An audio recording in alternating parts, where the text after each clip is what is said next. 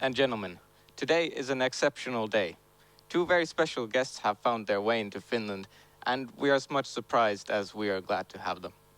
These two gentlemen have flown all the way from the United States of America to join us at Helsingin medialukio today. However, before we introduce our guests, we will briefly explain the course of our program. So, now we're going to start off our program with a video clip prepared by our students, after which we will proceed to interview our guests. At the end of our program, we're going to have a segment for questions from the audience, as well as from social media. So to participate in the discussion, please tweet us at Helsingin medialukio using the hashtag #MEluTalk. I am Santeri Edelman. And I am Vilma Lonka. Now, to the clip. Please enjoy the show. Hi, I'm Joona Sitanen and I'm talking about Trump in social media. And the social media and politics have a very important role. And the social media played the biggest role in Barack Obama's campaign in 2008. And the social media helps you get in touch with the old people. Trump in social media. Trump mostly used social media sites are Facebook and Twitter. And he's mainly focusing on Twitter, where he's writing all his tweets. Unlike Hillary has her staff who's writing her tweets. And Trump is often in the news because of his strong opinions. According to Wall Street Journal, when the Clinton announced her candidacy, her followers were rising slowly. But when the Trump announced his candidacy, his followers were rising more rapidly, and now there is a 3 million cap in Trump's favor. Hello everybody, my name is Emeli Mikkola, and today I'm going to tell you a little bit about Hillary Diane Rodham Clinton. She was born on October 26, 1947 in Chicago, Illinois. She studied political science in Wesley College and later continued in Harvard School of Law. She has been the Senator of New York, Secretary of State, and the First Lady of the United States. And she's also the 14th female presidential candidate. These here are her social medias, and I believe it's part of the problem. She has way too many of them. She has 8 of them. And by that, she focuses on social media to gain the attention of young people. Unlike Trump, who mostly focuses on Twitter, she has those 8 different social medias. And also by having so many different social medias, she is trying to gain the vote of young people who would have voted for Bernie Sanders. And also she has a problem with her past and contradictions as the First Lady, unfortunately. These are some mean tweets by both of the candidates. Mrs. Clinton has her own media team led by Amy Bengtson, who writes most of her tweets, and she's often in war of words with Mr. Donald J. Trump, which is kind of weird and non-politically correct, I could say. And she's also more pro-European and liberal, what she often brings up in her tweets. Clinton also tries to activate those who haven't used their right to vote before. And yeah, here I have a little video about Mrs. Clinton and her social media activities, I could say.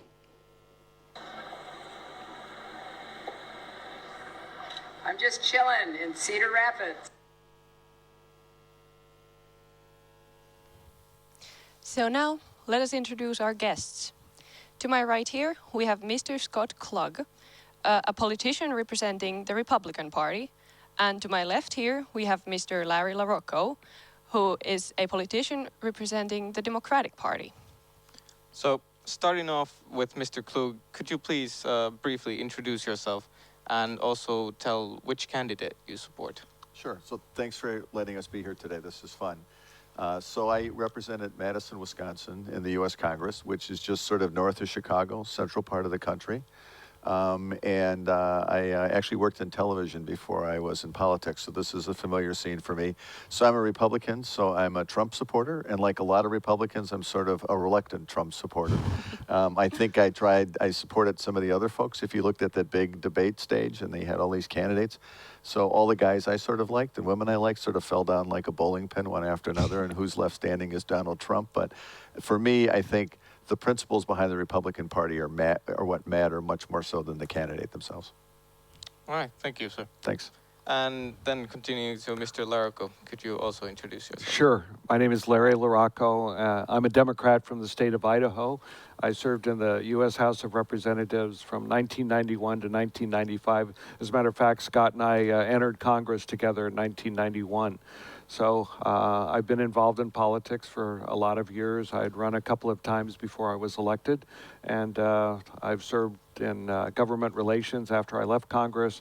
And actually, I tried to get back into politics in 2006 and 2008. I ran for lieutenant governor and the United States Senate in 2008. But my state has become very conservative, and I didn't make it in those times, but I tried, and I have a deep belief in public service and contributing back to our country. And I'm just very, very happy to be here with you today, and thank you for putting on this great program. Of course. And yes, you supposedly support Clinton, right? I do. Yeah. Good point. Yes, that's why we're here. Yes. I'm a very strong supporter of Hillary Clinton, and I supported her even during the primary when she was running against Bernie Sanders. All right, Alright. thank Yeah. you. So now we'd like to ask if you'd like to tell us what brings you to Finland, and you can go first. Well, we've been invited by our embassies in 3 countries, in Sweden and here in Finland and also in Iceland, to come to the countries and speak to various audiences about the U.S. election system. They wanted us to talk a little bit about the role of media in U.S. politics now, but we've simply been talking about the presidential elections because that's what's on everybody's mind, and it changes by the hour now. And as we get close to the election, Scott and I did this about 4 years ago. We went to the Czech Republic and the Slovak Republic as well to talk to people about our system of democracy and the elections. Wonderful. So what about you, Mr. Klug? So the U.S. State Department has a program where they send folks who've been involved in the election process to go around the world and explain how the U.S. election system works. I mean, obviously, you folks probably follow the U.S. elections as closely as some American citizens do. I mean, we've been surprised by the complexity of the questions and sort of the depth of the knowledge. And I think it's just a chance to explain our system. And frankly, the refreshing thing for most people is to see a Republican and Democrat who actually can talk to each other without yelling at each other.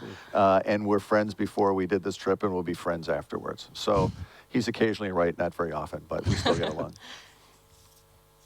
Thank you. So next up, we're going to move to questions about social media. And to refer to the clips we just saw, you saw it earlier, we would like to ask you, do you use social media? Limited. It's a generational thing, I think, quite frankly. So I have 3 boys who are in their 20s, and even they differ in which platforms they'll use.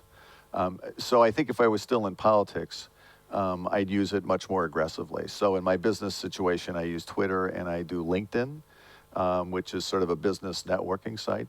But I think as President Obama showed, social media really is critical, especially for reaching young people, and much more effective than traditional media, television, or traditional media, newspapers, or even advertising. So Larry and I are probably sort of on the wrong side of the cusp of social media, but I think if we were running campaigns or involved in campaigns, they'd be absolutely critical. All right, thank you. And what about you, Mr. LaRocco? Yeah, I use Facebook and I use LinkedIn. I don't and I have a Twitter account, but I'm not a heavy user of them, but it keeps me in touch with people, and I use them, and I like to stay in touch, and my children force me to sort of move into the 21st century, so it's a wonderful way of staying in touch. I travel internationally, and it's a wonderful way to stay in touch with people. I must say that when Scott and I were in Congress, we didn't even use email, at least in my 2 terms in Congress, so that when people communicated with us, it was written out or typed out, and they used snail mail at that time rather than email. But in my 2008 campaign, we ran a very vigorous social media campaign. Right. That's Thank you. wonderful. And we briefly touched this, but in your opinion, how does the social media affect modern day politics? It has a huge impact on current day politics because of the immediacy, the instantaneous way that we can find out what's going on in the world. What is not being done is that we're not getting deep stories about various issues. So we have a tendency to think in 124 characters, and I think Donald Trump has really set a new standard and way to campaign.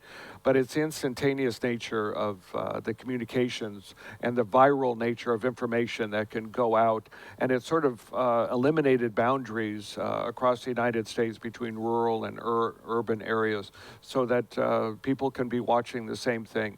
But what has really happened with the media in the United States is that people are now gravitating towards media sources that validate and support their positions rather than looking for information.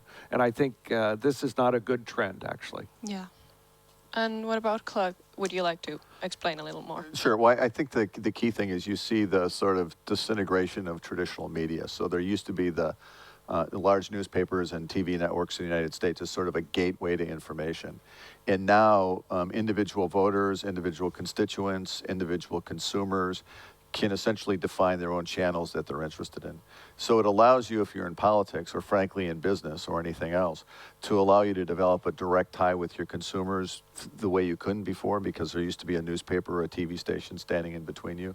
So it's a tremendous advantage. And it also allows the person who's the consumer to define how and when they want to hear. So you can pick the specific channel that works best in your life and in your situation. So it's, I still don't think we understand all the implications of this going forward. And I think people involved in traditional media and newspapers and magazines and television stations will tell you they're having a hard time figuring it out. All right, thank you. Now, talking about emails, when you were in politics, how private was your email? Well, so when it's a good question about my email today. So when Larry and I were in, we didn't have email accounts. But in my business world, I use email constantly. And so, both texts and emails are essentially constant and continuous in our lives. Actually, under U.S. government law, members of Congress aren't obligated to share their communications with the public.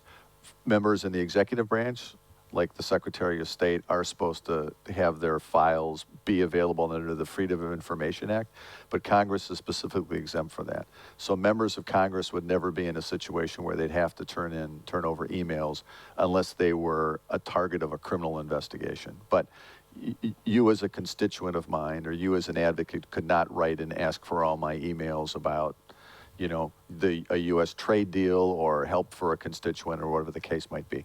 All right. What about you, Mr. LaRocco? I use email constantly. I think we're all very concerned because of the hacking that's going on, and so I'm not sure anything's private anymore, to be honest with you. So I think you have to be careful. In the corporate world where I've been, if you have an email account that belongs to the company, then all of your mail there is the property of the company. So you have to be very careful if you have a corporate email account, that if you're using that privately, it belongs, that information can be accessed by the company. I think a lot of people make mistakes when they go into the business world and using their email accounts for personal purposes. If I can make one observation, it's that privacy laws in Europe generally tend to be far more restrictive than privacy laws are in the United States. All right. So for example, if I wanted to know Larry's emails accounts as part of a lawsuit against him, I could actually search his email for all of his communications with Scott Klug. In Europe, in most places, especially under the European Union agreement, people's emails are much more private, and their ability to search for specific information, even in lawsuits between companies, is much more private. So far more protection in the European side than there is in the US side. All right, thank you. Thank you. Now, you both use Twitter. Do you think there are some issues you just can't tweet about for the sake of political correctness? Not for matters of Careful. political correctness, but I mean, a lot of people are getting in trouble, you know, in terms of what they're texting and pictures and so forth. So it's a very interesting question that I think we all have to come to grips with. You know, Donald Trump has taken tweeting to a whole new level. He does it 24 hours a day, and he does it when most people are sleeping. And but it's gotten him into some trouble recently. It's been intemperate, and you know, there's a saying when you're mad and you want to write something, that what you should do is write it out and then put it in a drawer and let it sit there overnight. Then you sleep, and then you look at it the next day and see if you still want to send it. With tweeting, you send it out, and it's you can never get it back. It's out there forever, and so I think we have to be very careful about what we send out, and you have to have a good temperament for that. And if you are angry, I'd say take a walk around the block before you write. You know, got to be cool. Yeah. Do you believe there are any issues you can tweet about? Well, I think you can tweet about anything. I think the question just gets to be what you tweet. And I think that's been an interesting contrast between the Clinton and the Trump campaign, where the Clinton campaign, I think, honestly, has been very focused and very deliberate. And I think clearly you see in the Trump campaign, it's Donald Trump being not very disciplined and focused. And so I don't quite know what he's doing up at 3 in the morning sending out tweets. And if somebody's sending out for him, I'd ask them why they're sending out what they're sending out at 3 in the morning. I meant to be sending out tweets about a beauty pageant queen, you know, is absolutely a mystery to me, as it is to many Trump supporters. So I think you do have to be careful. And I think smart political campaigns are disciplined with their message through every single media channel, TV, newspaper, advertising, and clearly in social media. And I think the Trump campaigns had some troubles, although he's built an amazing following by doing it the way he's done it. All right, thank you. So we started talking about Trump and Clinton, so let's move on to the section of presidential candidates. So we're going to have questions from there.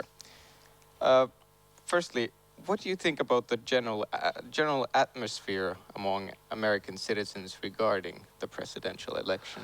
I think a lot of Americans are frustrated. These are two candidates who aren't particularly popular. Hillary's popularity ratings are fairly low, and Donald Trump's, amazingly, are even lower. I was telling some friends, I just saw a picture of a billboard somebody sent me from Michigan, where it was a huge picture of Donald Trump and a huge picture of Hillary Clinton. And the words underneath it said, still thinking about moving to Canada? We'll sell your house for you. It was an ad for a real estate firm. So I think many Americans are very frustrated. I think that's what they tell you, that it's two candidates who are both fairly flawed. And I think many Americans have been frustrated that in a country of 250 million plus, those are the two choices. Thank you. And how do you feel about that? Yeah, I agree with Scott, because I think people are very frustrated by the campaign. And they see Hillary Clinton as being sort of old school, maybe establishment. The Bernie Sanders people don't think she's progressive enough. They don't think she's anti-establishment enough. But of course, on the left and the Democrats, they're absolutely frightened of Donald Trump. So that might bring them back in. But it's very polarized in the United States right now. So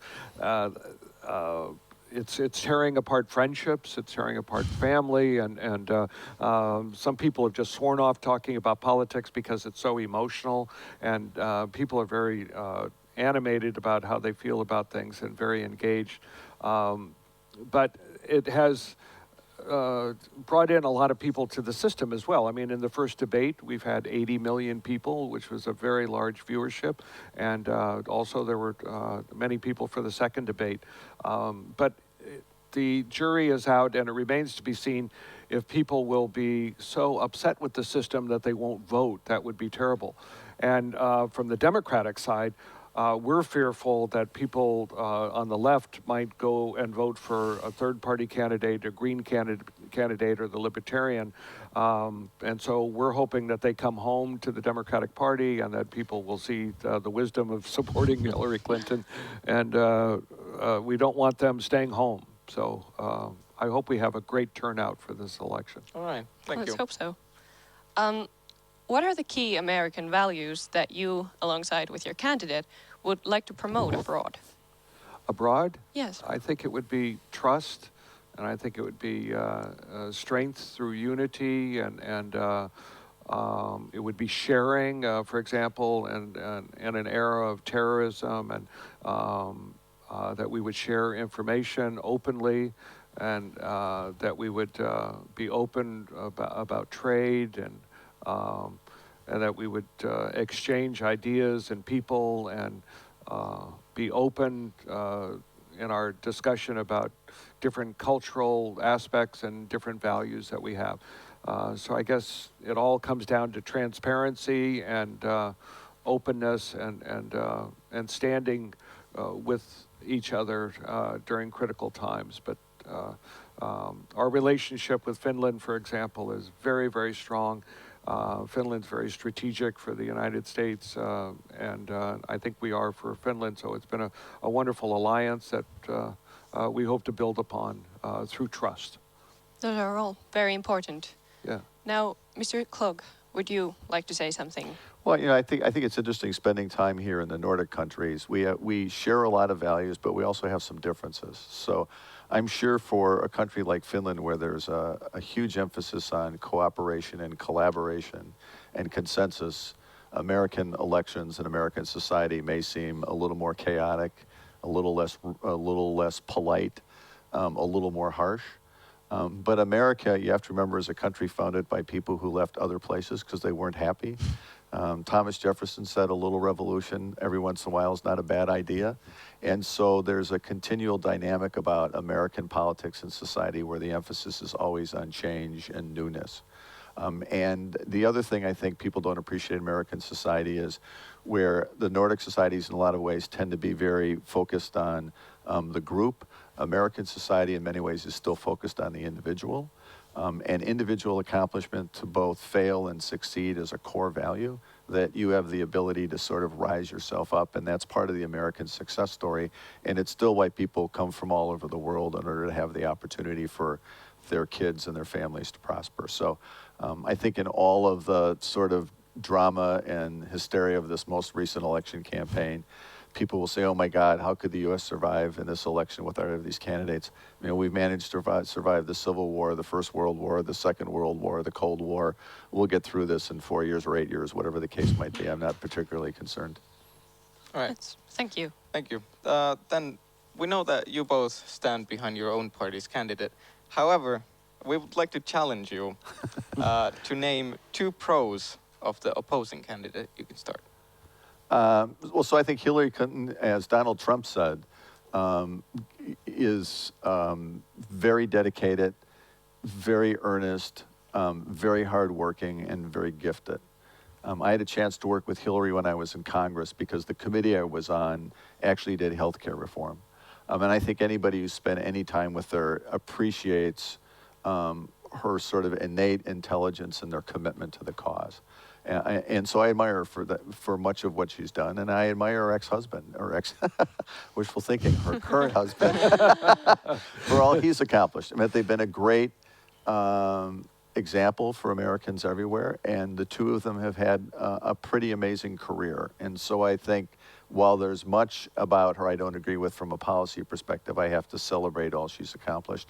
And I think she's a great role model for American women. I mean, women of a certain age, in their late 40s, 50s, 60s, nobody ever thought they'd see an African-American president, and we got one. And folks would never think they'd see a woman president.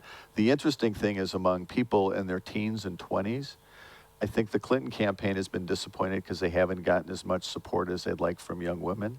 But that's because young women assume in their lifetime there'll be a woman president. So if she's not the best option, there'll be another woman down the road who will be a U.S. president. And clearly it'll happen in our lifetime. All right, thank you. And of Trump. Well, that's a challenging question, but I have some answers for you. I think people are attracted to him, and what I would find positive about him is that he thinks big, and he's a positive thinker. He just moves ahead, and sometimes he's like a bull in a china shop, but it's okay because he thinks very positively. He thinks big. I think he loves America, and I think he believes in America, and I like the fact that he actually comes from business and in sort of an anti-establishment way, that he's shaking things up. He certainly has revolutionized the campaign in terms of using social media, which was the basis of your questions earlier. And I think that's positive because he's plowing new ground and revolutionizing the way we think. And he's challenged the way that we think, and that's always positive. I don't agree with him on so many ways, but he's always there. And the fact that he defeated so many established politicians that I would say they had all of the credentials to move through the process to be the nominee, and he decimated them. He just sort of left them in his wake, and in a very effective way. And I think those are positive things about him. He just keeps moving forward, and I believe that that's what you have to do sometimes. You just have to keep moving. It's in many ways the year of the outsider. I mean, if you look at the Bernie Sanders campaign, there's a lot of people frustrated and concerned about the U.S. economy and the U.S. role in the world, and so he got folks to the left, and Trump sort of gathered the same thing to the right. And it's interesting that they're both reacting to the same issues that are affecting the American body politic, and so I think they both tapped into something on the left and the right. I think we're all still trying to understand. Yeah. He has an amazing ability to connect with people. I don't want to sound too elitist because I think that we have a problem in the United States, particularly with Donald Trump and being somewhat anti-intellectual. And he takes on established institutions and the elite and the mainstream media and all of that. But on the other hand, he connects with people. He speaks at their level, and if you can connect with people as a politician, that's pretty important. Thanks. All right. I believe so. Now we'd like to talk a little bit about society, and especially now that you're here, we'd like to ask, what do you believe the USA could learn about Nordic welfare countries? I think we could learn that we have to be concerned about our community, that in many cases we're all in this together, that taking individualism to the extreme leaves people behind. And I think we're wrestling with these types of values in the United States with our healthcare laws and our healthcare system. And so we are doing things incrementally, and we're trying to learn how to keep individualism in the United States, but still help people that in many cases can't help themselves. So I think that's something we can learn. And your system of education, I think, is one that we should take a hard look at and say, what can we do to bring everybody up and make sure that everybody has a good start in life, whether they choose to go on to college or they choose to go on to a trade and so forth. Because I think in the United States we have a big problem with dropouts from high school, and I think your system is one that we should take a hard look at. I suppose. Would you like to add something or bring up something? No, I mean, so I admire much of what the Nordic countries have done in terms of building a social safety net, but I'm not necessarily sure it's the model for America. I think we have some different philosophical differences. I remember being in Norway probably 15 years ago with a discussion about all the money that came in from the Norwegian oil industry and what should they do with it. And I think my hosts were horrified that I said, well, how about if you reduce your tax rate and give the money back to individuals? And they said, well, no, because society has an obligation to do it. But from my perspective in the U.S., it's the individuals who make the decisions, not the government. I would rather put money in the hands of families to spend, to make decisions, than I would some faceless bureaucrat in Washington. It's part of the big fight, I think, about Brexit in Europe, because I think the decision in in Brexit with the UK, was partly people bristling at folks in Brussels telling them what to do. And I think part of what Sanders and Trump have tapped into in the United States is the sense that the government's controlled by elites that you don't have any access to, that have too much power. And I think both of those campaigns were insurgency campaigns trying to give more power back to people. So the U.S., I think I am comfortable with where America is, but that doesn't mean I can't admire some of what you've accomplished. Yeah, I belong to a group, for example, that is trying to bring zero emissions into our transit systems. And quite frankly, we're looking at Europe for guidance in many of these areas. And I think in transportation and in natural resources protection, and the values here are extraordinary. Thank you. All right. So we have to skip a question because we're running out of time. But anyways, let's move on to international affairs or foreign affairs. And we'd like to ask you, tell you this. Finland has a long and controversial history with our neighbor, Russia. And Russian actions in the Middle East and Ukraine have created worries in many people. And in Finland, there's an ongoing debate on whether or not Finland should join NATO or not. What do you think? Well, I think that's a decision for Finland to make, and it's a decision that Sweden has to make as well. I think if you look historically, we've worked very cooperatively with Finland. You have a long border with your neighbor to the east. And I think the United States has strong informal alliances with Finland and has for the last 60 years. And I think if Finland was interested in joining NATO, I would certainly hope and I'd encourage the United States and the rest of its allies to welcome the country in. But it's your decision. All right, thank you. Anything to add? I agree with that. I mean, it is your decision whether you go with the euro or not go with the euro or your alliances. But Finland has an enhanced relationship with NATO, so the importance of Finland in the region and with the transatlantic relationship with the United States is very clear. But the 800 plus mile border that you have with Russia and their current actions and provocations and so forth leads to these types of discussions, which are apparent and appropriate. But Putin, of course, is going to take advantage of certain timing and weaknesses, and he's done this with the United States because we're going to have a change of administration. I think he's testing us in many ways, and he's going to test Finland continually. But you have a very difficult decision, and Finland recently undertook a study to see if they should do it themselves, and I think it came down to questions of what would happen if Sweden joined and you were out, and what would that mean for the region and so forth. So I think these are very local decisions that the United States would support wholeheartedly as long as your country was behind it. Yeah. All right, thank you. Thank you. Now, I'd like to ask more a philosophical question. If you imagine, both of you, there is a shipwreck. There are 3 people left on ship who have not been yet rescued, and only 1 free seat there is on the lifeboat available. Who gets to come in and why?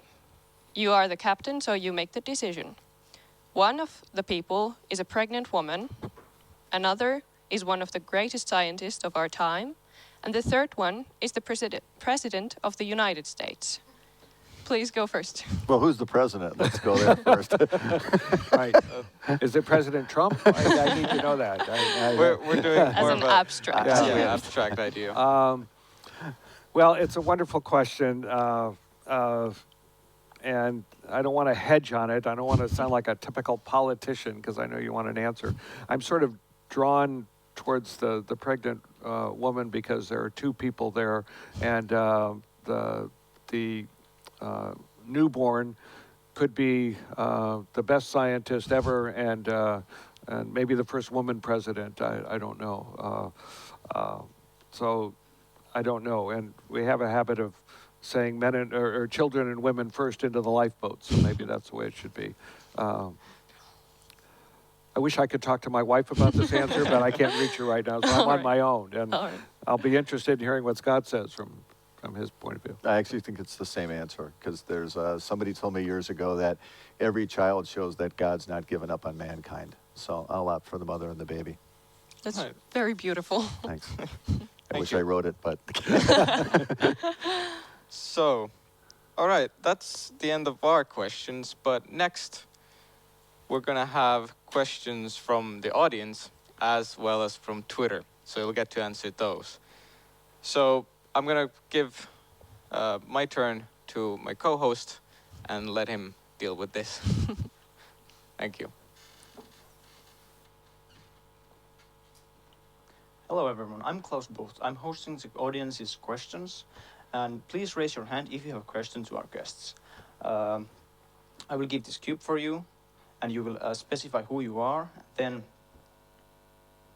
it's hands up. The lady in the fourth row. Can we get the cube to her?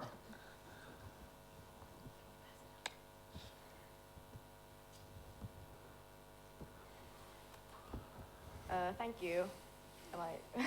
Everybody hears me. Hi, I'm Paulina, and I would like to ask a question from both of our guests, actually. And so, like we do here in Finland, you in the USA have the multi-party system, but unlike we, you have the majority vote system, which leads to only two parties, really, the Democratic and Republican being in the center. So we have lots of different parties at the same time in the field. And do you think it's a strength or weakness for the USA to only have two parties in the field at the same time? Thank you. Thanks. Well, now I'll give the political answer. The answer is both systems have advantages and disadvantages. So the major advantage you have in a parliamentary system is that the prime minister reflects the majority party. So the prime minister, he or she has the opportunity to force legislation forward faster because there's much better party discipline. The shortfall in a parliamentary system is you've got multi-parties who can pull out of coalitions at every time because it's rare that somebody has a clear majority. The United States system is really based, I think, fundamentally more on checks and balances. So the US system in some ways is designed to make it harder for government programs to get done and for government programs to get launched because you need to build consensus across two different bodies, the House and the Senate, and then you also have to make sure that the president agrees and that it's a law under the advantages of the Supreme Court. So I prefer the American system, frankly, because I think it puts more power in the hand of the executive, and given America's role in the world, a president, just by the nature of the system, can have much more direct decision-making authority than you can in a parliamentary system. So in terms of legislation, your system may be better.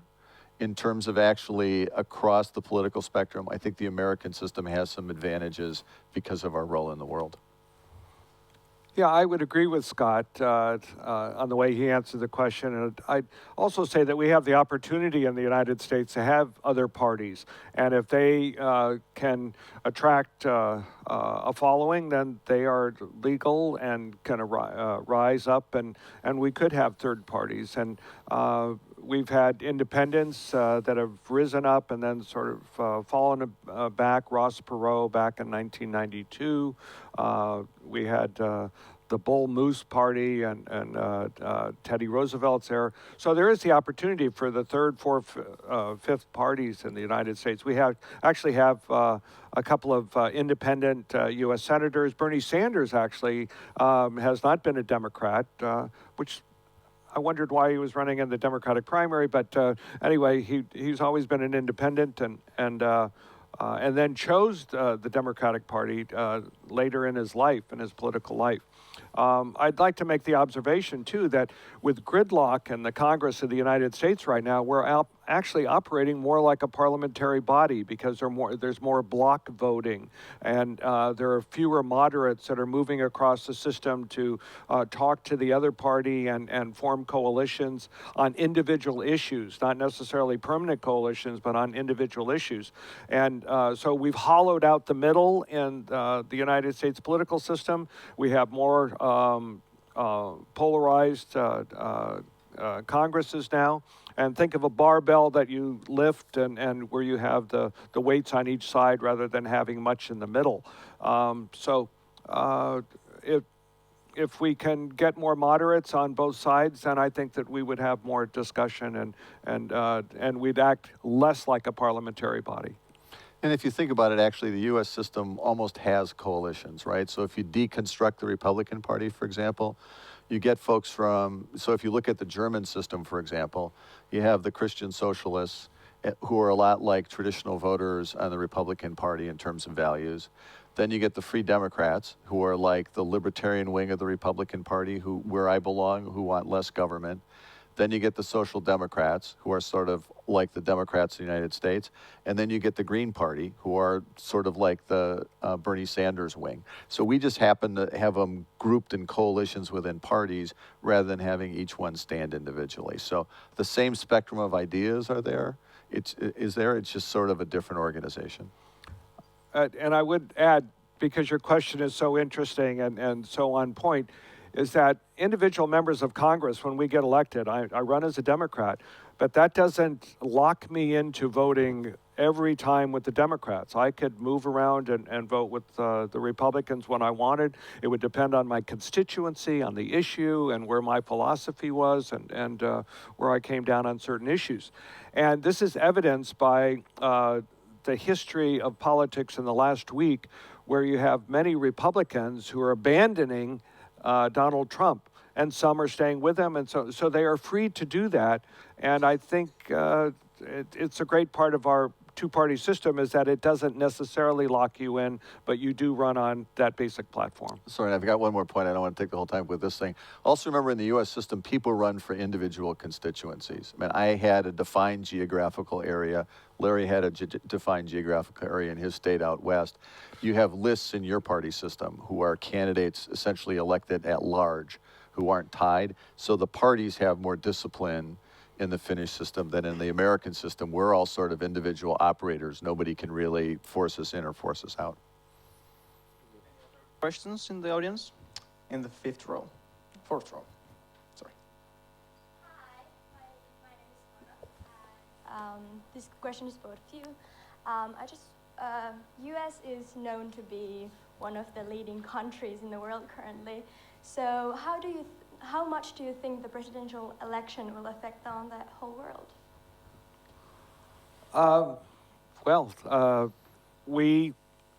We have a large footprint around the world, not in any imperialistic sense, mainly through bilateral and multilateral alliances.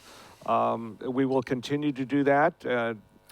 This has all been shaped over the years, predominantly after the Second World War and now after the Cold War. And we will probably continue to have a very strong military and take action when it affects our national security and if it violates the sovereignty and of our allies. So it means a lot. But in the context of this election, we've had discussions about this because Donald Trump has said America first, and he's suggested that we might de-accelerate or to de-emphasize and lower our participation with NATO and other alliances. And so it does matter who's there. And it matters whether what their philosophy is in terms of engagement, and whether we would go to war or we would go slowly, or we would form coalitions. And on the economic side, we are an economic powerhouse in a lot of ways, and but we live in a global economy, and so it's very important on the policies that we put forward, I think. And the key is not to do it in an arrogant fashion, but to do it as a partner, and recognizing other countries' sovereignty, their cultural differences, but also in a way protecting our values at home. We have a unique physical presence. We're protected on the east and west by our oceans, and good allies to the north and south. This is not the case in Finland here, given your history and an 800-plus mile border with Russia.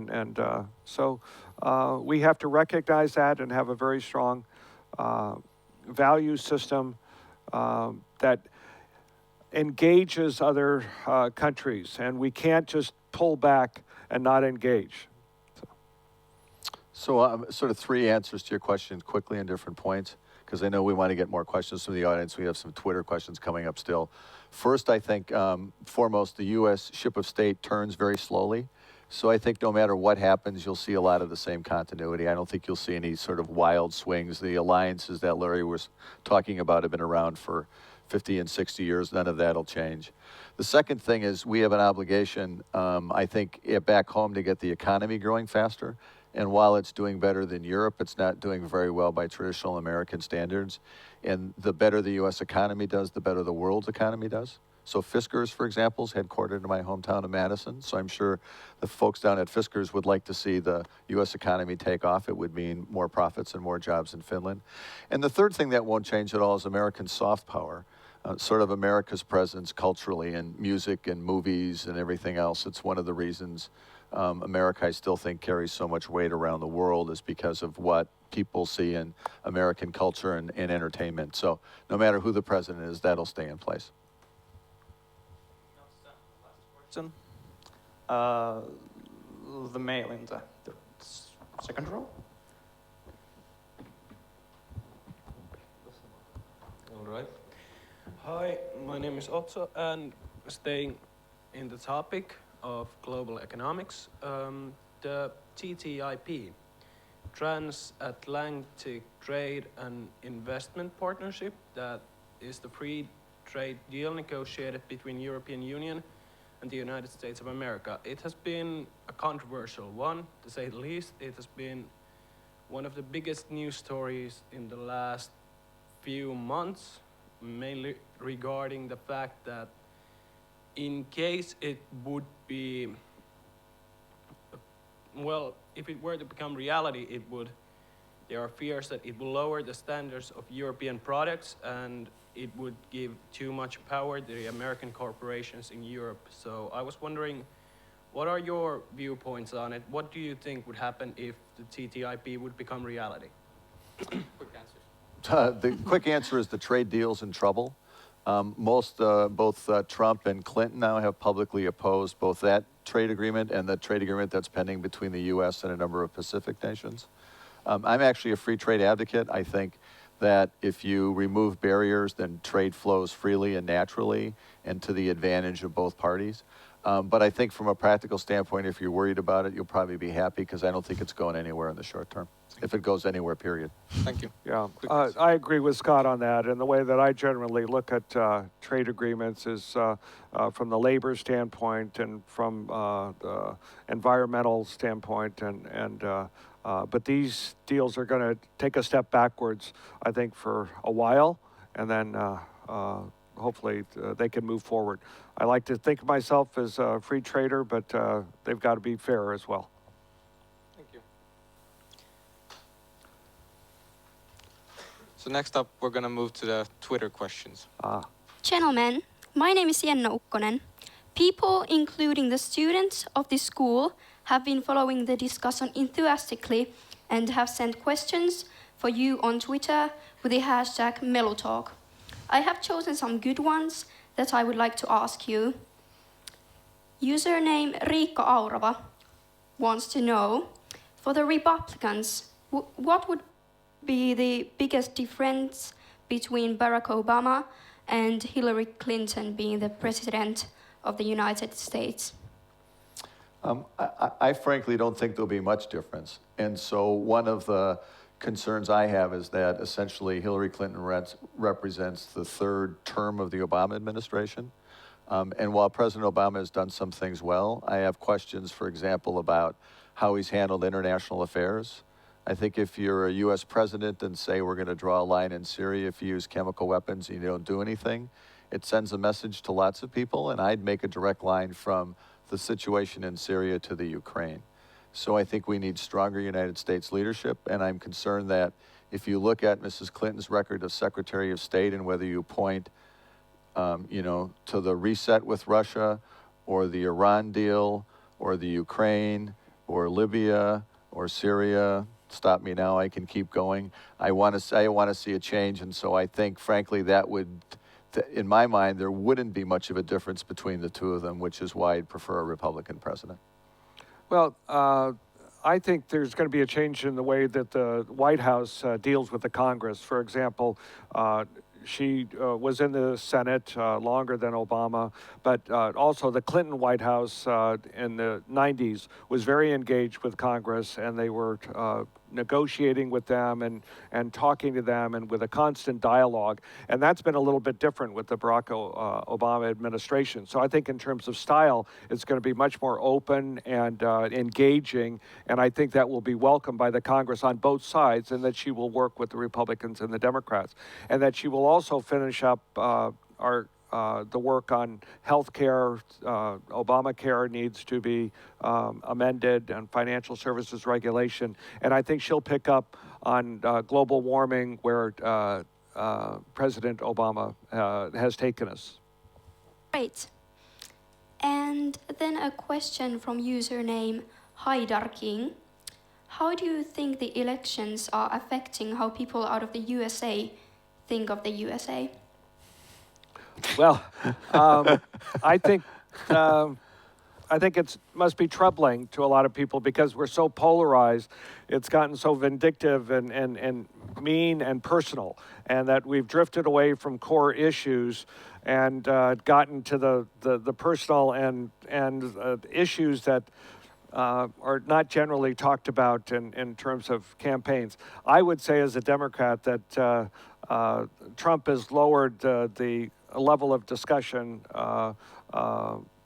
because of his approach of attacking people personally, and the way people look, the way that they dress, or just any number of things that are so targeted and personal. And I don't think that it's understood in the context of the history of the United States, and also the history of the election itself, where we started with two anti-establishment candidates and dealing with a frustrated America that feels that some of the institutions and policies that we have in place has left people behind. And I think we have to, people don't take a look at the traumatic impact of 9/11 on us, and the Great Recession and the unemployment, the loss of trillions of dollars of net worth and so forth, and how we're recovering slowly. Let's take Larry's answer and go to more questions so we can get more in the few minutes we have left. What is the most important thing that Europeans should know about the American election system? Question came from Sina Maria.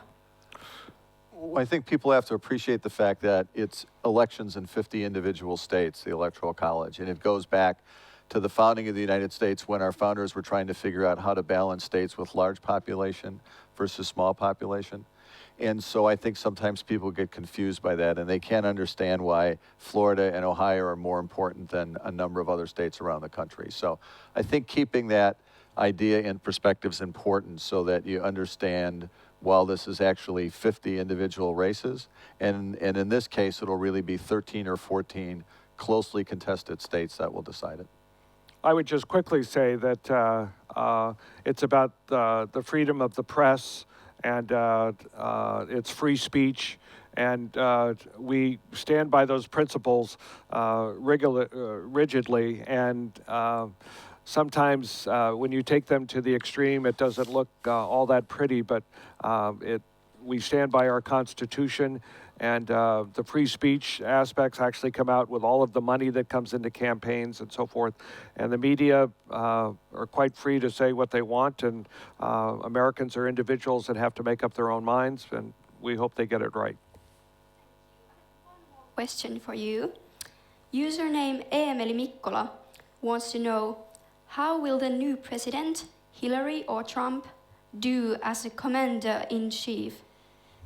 Larry wants to answer this one. Yeah, I'll answer this time. I think that the presidential campaign is coming down in the last 3 weeks to the issue of temperament. And I think the temperament issue then is involved with how the commander-in-chief would deal with going to war, sending our young men and women into danger, and also dealing with the nuclear weapon that we have at our disposal and the nuclear weaponry that's at the disposal of other countries. Some of them are our allies and some of them are bad actors. In this case, I think that Hillary Clinton is the best prepared candidate for the presidency in modern history. And I feel very, very comfortable, and I hope others do, with her being the commander-in-chief, and both abroad and at home. So there was a famous ad that actually in the last presidential primary between Barack Obama and Hillary Clinton ran. And it was a dark room, obviously a bedroom, and the phone rings and a light comes on and the person reaches for the phone.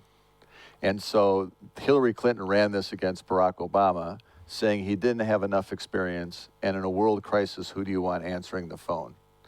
And my answer would be, I don't want the person who's answered the phone for the last 6 years as Secretary of State, because it's not whether you answer the phone, it's the decisions you make the next day. And I think in world affair, there are some serious flaws in both the Obama and the Clinton administration, if it happens. Thank you. All right.